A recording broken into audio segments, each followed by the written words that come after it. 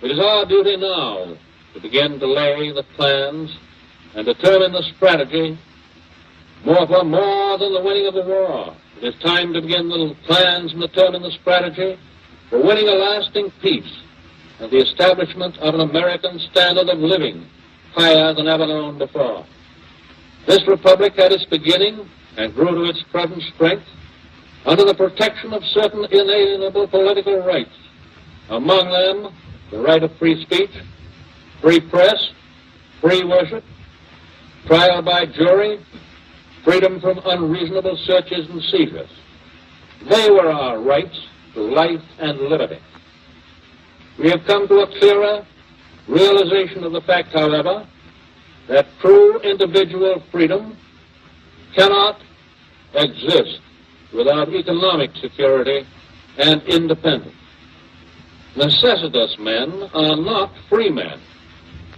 People who are hungry, people who are out of a job, are the stuff of which dictatorships are made. In our day, certain economic truths have become accepted as self-evident. A second Bill of Rights, under which a new basis of security and prosperity can be established for all, regardless of station or race or creed.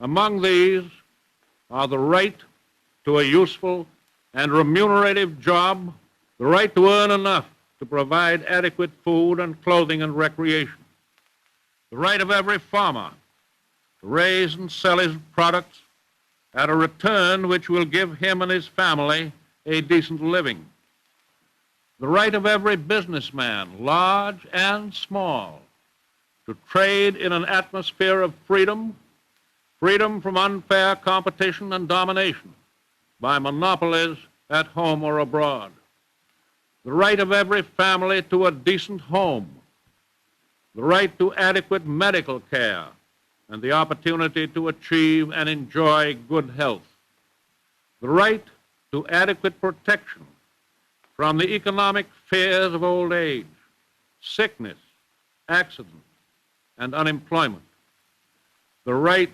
to a good education. All of these rights spell security.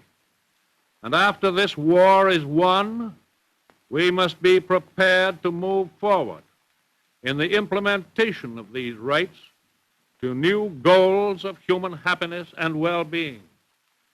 For unless there is security here at home, there cannot be lasting peace in the world.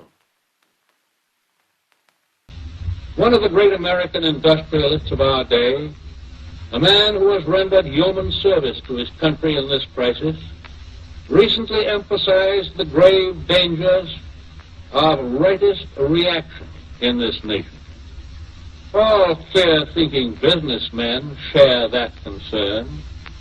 Indeed, if such reaction should develop, if history were to repeat itself, and we were to return to the so-called normalcy of the 1920s, then it is certain that even though we shall have conquered our enemies on the battlefields abroad, we shall have yielded to the spirit of fascism here at home.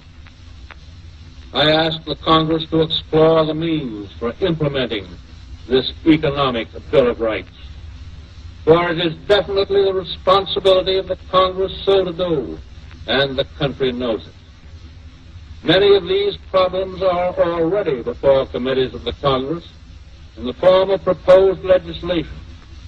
I shall from time to time communicate with the Congress with respect to these and further proposals.